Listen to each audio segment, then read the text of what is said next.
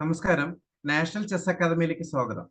നമ്മൾ ഇന്ന് പഠിക്കാൻ പോകുന്ന ടോപ്പിക് എന്താന്ന് പറഞ്ഞാൽ, ഇന്ന് നമ്മൾ രസകരമായ ഒരു GM-ന്റെ ഗെയിമാണ് പഠിക്കുന്നത്. ബോബി ഫിഷറും റൂബിൻ ഫൈനും കളിച്ച രസകരമായ ഒരു മാച്ചാണ് നമ്മൾ പഠിക്കുന്നത്. നമുക്ക് സ്റ്റാർട്ട് ചെയ്യാം. റെഡി അല്ലേ? Okay.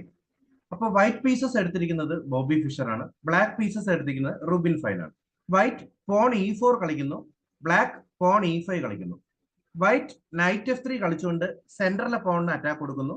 Black night C6 കളിച്ചുകൊണ്ട് സെൻട്രലിലെ പോണിന് defence ചെയ്യുന്നു, സപ്പോർട്ട് കൊടുക്കുന്നു. വൈറ്റ് ഉടനെ ബിഷപ്പ് C4 കളിക്കുകയാണ്. F7 പോണിന് ചെറിയൊരു അറ്റാക്ക് കൂടി ഇവിടെ കൊടുക്കുന്നുണ്ട്. ബ്ലാക്ക് ഉടനെ ബിഷപ്പ് C5 തിരിച്ചു കളിക്കുകയാണ്. ഇവിടെ വൈറ്റ് ഉടനെ പോൺ B4 കളിക്കുകയാണ്. ഈ ഓപ്പണിങ്ങിനെ നമ്മൾ ഈവൻസ് ഗാംബിറ്റ് എന്ന് പറയും.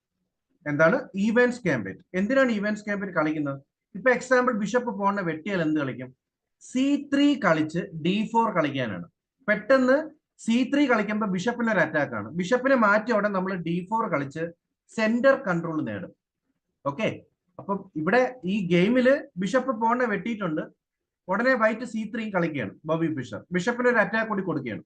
ഈ ബിഷപ്പ് ഉടനെ ഗെയിമിൽ A5 പോകുന്നത്. ബിഷപ്പിന് ഇവിടെ C5 വേണമെങ്കിൽ മൂവ് ചെയ്യായിരുന്നു, E7 മൂവ് ചെയ്യായിരുന്നു. പക്ഷെ ഗെയിമിൽ കളിച്ചത് ബിഷപ്പ് A5 ആണ്. ഇവിടെ ബോബി ഫിഷർ പെട്ടെന്ന് തന്നെ D4 കളിച്ച് സെന്റർ കൺട്രോൾ നേടിയിരിക്കുകയാണ്. അപ്പൊ ബ്ലാക്ക് E×D4 കളിക്കുകയാണ്. ബ്ലാക്കിന് ഇവിടെ 2 പോൺ കൂടുതൽ ഇപ്പൊ കിട്ടിയിരിക്കുകയാണ്. പക്ഷേ വൈറ്റ് ഉടനെ തന്നെ കാസ്ലിംഗ് ചെയ്തിരിക്കുകയാണ് ബോബി ഫിഷർ. റൂബിൻ ഫൈൻ മൂന്നാമത്തെ പോണിനെ ക്യാപ്ചർ ചെയ്യാണ്, D×C3. അപ്പൊ ഇവിടെ 3 പോൺ സാക്രിഫൈസ് ചെയ്തിരിക്കുകയാണ് നമ്മുടെ ബോബി ഫിഷർ. എന്തിനാണ് ബോബി ഫിഷർ 3 പോണിനെ സാക്രിഫൈസ് ചെയ്ത് നമുക്ക് നോക്കാം. അതായത് 3 പോൺ പോയെങ്കിലും അറ്റാക്കിംഗ് ചെയ്യാനാണ് ബോബി ഫിഷറിന്റെ ഐഡിയ. അതിനുവേണ്ടി അടുത്ത മൂവ് എന്താണ് കളിക്കണം നിങ്ങൾക്ക് ആർക്കെങ്കിലും ഒന്ന് നോക്കാമോ? വേണമെങ്കിൽ വീഡിയോ ഒന്ന് പോസ് ചെയ്ത് നോക്കാം. Queen B3. White Bobby Fisher കളിക്കുന്ന ക്യൂൻ B3 ആണ്. F7 പോൺ അറ്റാക്ക് ചെയ്യണം. ഇവിടെ സ്ട്രോങ് ആയിട്ടൊരു അറ്റാക്കാണ് വൈറ്റ് കൊടുത്തിരിക്കുന്നത്. അപ്പൊ ബ്ലാക്ക് ഇവിടെ ക്യൂൻ E7 കളിച്ച് സപ്പോർട്ട് കൊടുക്കുന്നു.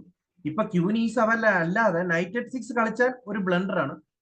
കാരണം ബിഷപ്പ് കൊണ്ട് നൈറ്റിനെ വെട്ടാം. ഇവിടെ ഡിഫ്ലക്ഷൻ ടാക്ടിക്സ് ഉണ്ട്. ബിഷപ്പ് നൈറ്റിനെ വെട്ടുമ്പോഴേക്കും പോൺ ബിഷപ്പിനെ വെട്ടുന്നു. ഉടൻ ബിഷപ്പിന്റെ F7 ചെക്ക് കൊടുക്കാൻ പറ്റും.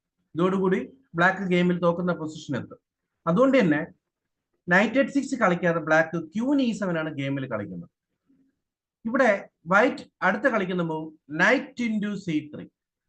നൈറ്റ് കൊണ്ട് C3 പോണിനെ ക്യാപ്ചർ ചെയ്യണം. അപ്പൊ വൈറ്റിന്റെ പീസൊക്കെ ഏകദേശം ഇപ്പൊ ബിഷപ്പും 2 നൈറ്റും ഇറങ്ങിക്കഴിഞ്ഞു. ഇനി സിയിലെ ബിഷപ്പ് കൂടി ഇറങ്ങിക്കഴിഞ്ഞാൽ റൂക്ക് തമ്മിൽ കണക്ടിങ് വരും.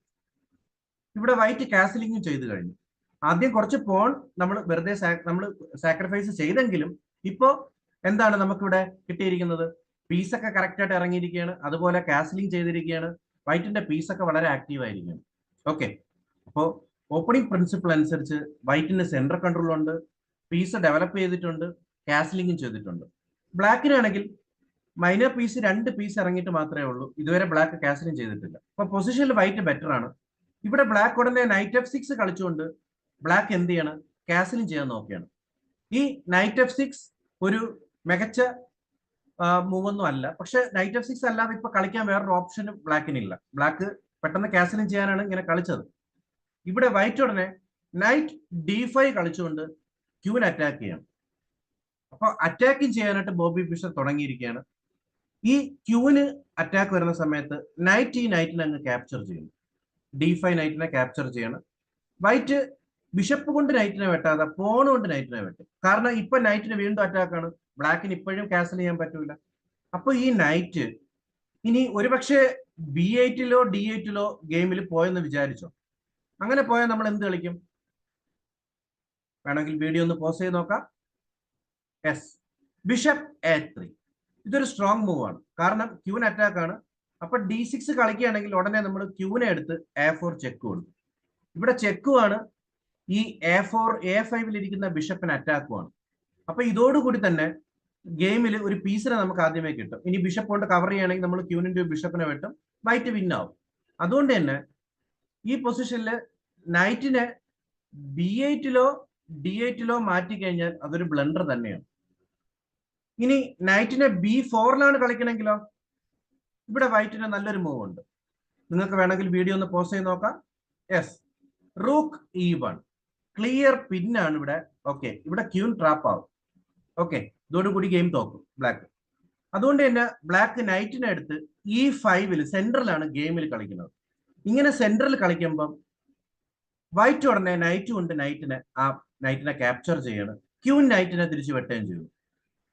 ഇനി കാസലിംഗ് ചെയ്യാമെന്നാണ് ബ്ലാക്കിന്റെ പ്രതീക്ഷ. പക്ഷേ ബോബി ഫിഷർ ഉടനെ ബിഷപ്പ് B2 കളിച്ചുകൊണ്ട് ക്യൂന് ഒരു അറ്റാക്കും കൊടുക്കുകയാണ്. G7 പോണിനും അറ്റാക്ക് കൊടുക്കുകയാണ്. അപ്പൊ ക്യൂനെ നമ്മൾ വേറെ എവിടെയെങ്കിലും മാറ്റിയ G7 പോണിനെ ക്യാപ്ചർ ചെയ്യാനാണ് ഉദ്ദേശം.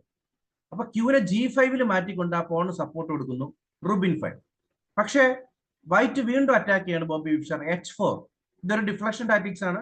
ക്യൂൻ പോണിനെ വെട്ടിയ ഉടൻ bishop into G7 പോണിനെ വെട്ടാനാണ് idea.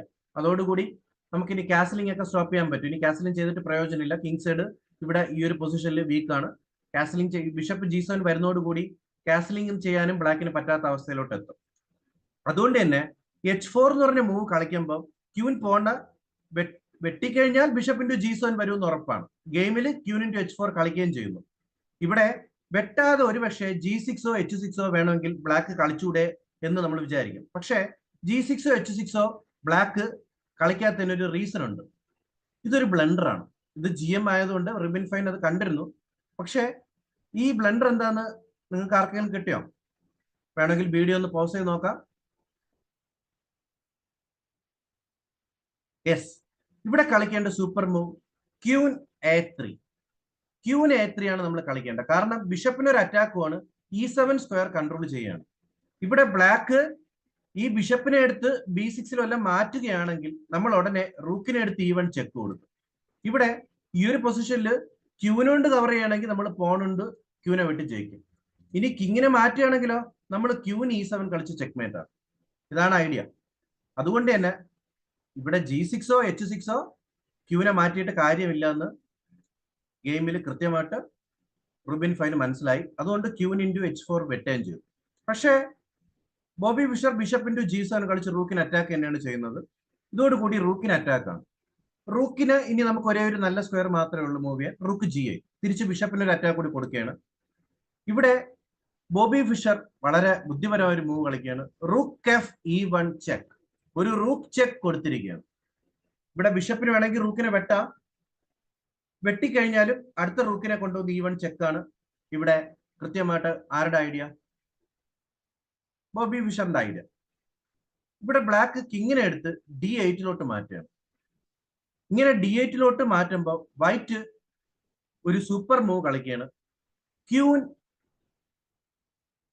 G3. ഇതൊരു ഡിഫ്ലക്ഷൻ ടാക്ടിക്സ് ആണ്. ക്യൂനെ വെട്ടിയ ബിഷപ്പ് F6 ചെക്ക്മേറ്റ്. ഈ ക്യൂൻ G3 കളിക്കുന്ന ഈ ഒരു മൂവ് വളരെ ഒരു മികച്ച മൂവ് ആയിരുന്നു. ഇപ്പൊ റൂക്ക് ബിഷപ്പിനെ വെട്ടിയ നമ്മൾ ക്യൂൻ ഇൻറ്റു ക്യൂൻ കളിക്കും, ക്ലിയർ വിന്നാവും. ഇനി റൂക്ക് കൊണ്ട് കവർ ചെയ്ത ക്യൂൻ ഇൻറ്റു റൂക്ക് കൊണ്ട് എന്തായാലും മേറ്റിലോട്ട് എത്തും. F6 കളിച്ച ക്യൂൻ ഇൻറ്റു F6 മേറ്റ് ആവും. അപ്പോ ഈ ക്യൂൻ G3 കളിക്കുന്ന ഈ ഒരു മൂവ് വളരെ മികച്ച മൂവാണ് ഇതില് ബോബി ഫിഷർ കളിക്കുന്നത്. ഓക്കെ, ഇനി ഈ റൂക്ക് E1 ചെക്ക് കൊടുക്കുന്ന സമയത്ത് ബിഷപ്പ് റൂക്കിനെ വെട്ടിയെന്ന് വിചാരിച്ചോ? എന്നാലും നമുക്ക് റൂക്കിന്റെ E1 വെട്ടാമായിരുന്നു. അങ്ങനെ വെട്ടിക്കഴിഞ്ഞാലും കിങ് മൂവ് ചെയ്യുമ്പോൾ എന്ത് ചെയ്യാൻ പറ്റും? നമുക്ക് ഈ ക്യൂൻ G3 എന്ന് പറഞ്ഞ ഓപ്ഷൻ അപ്പോഴും ഉണ്ട്.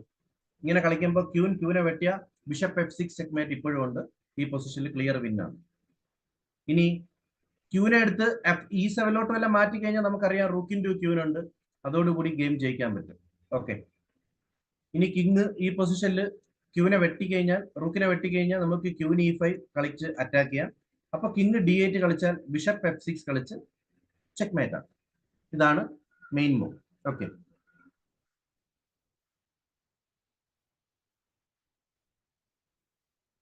അപ്പൊ നമുക്ക് നോക്കാം. ഗെയിമിൽ നടന്നത് ബിഷപ്പ് ഇൻറ്റു G7. അപ്പൊ റൂക്ക് G8 കളിച്ചു, വൈറ്റ് റൂക്ക് E1 ചെക്ക്. ഇവിടെ ബിഷപ്പ് ഇൻറ്റു റൂക്ക് വെട്ടുന്നതിന് പകരം ഗെയിമിൽ കളിച്ചത് എന്താണ്? കിങ്ങിനെ മാറ്റുകയാണ് ചെയ്തത് ഗെയിമിൽ. അപ്പൊ ക്യൂൻ G3 കളിക്കുന്നു. ഇതോടുകൂടി ക്യൂനെ വെട്ടുന്നു, ബിഷപ്പ് F6 കളിച്ച് ചെക്ക്മേറ്റ് ആക്കുന്നു. ഓക്കെ, അപ്പോൾ ഞാൻ ഇന്ന് ഈ ക്ലാസ്സിലെടുത്ത ഗെയിം നിങ്ങൾക്ക് എല്ലാവർക്കും ഇഷ്ടപ്പെട്ടെങ്കിൽ നിങ്ങൾ താഴെ കമന്റ്സിൽ രേഖപ്പെടുത്താം. ഇനി നിങ്ങളുടെ അഭിപ്രായം എന്താണെന്ന് വെച്ചാൽ നിങ്ങൾക്ക് രേഖപ്പെടുത്താവുന്നതാണ്. എന്തെങ്കിലും സംശയങ്ങളുണ്ടെങ്കിൽ എന്നെ ഈ നമ്പറിലോട്ട് വിളിക്കാവുന്നതാണ്. Okay, by.